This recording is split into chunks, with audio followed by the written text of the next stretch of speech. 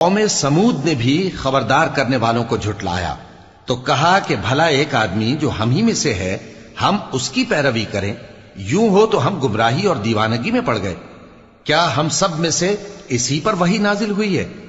نہیں، بلکہ یہ جھوٹا بڑائی مارنے والا ہے۔ ان کو کل ہی معلوم ہو جائے گا کہ کون جھوٹا بڑائی مارنے والا ہے۔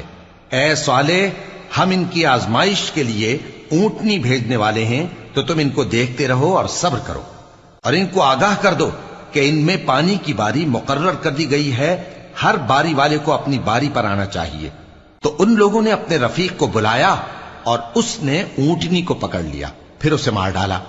سو دیکھ لو کہ میرا عذاب اور ڈرانا کیسا ہوا۔ ہم نے ان پر عذاب کے لیے ایک زور کی آواز بھیجی تو وہ ایسے ہو گئے جیسے باڑ والے کی چورا چورا ہو جانے والی باڑ۔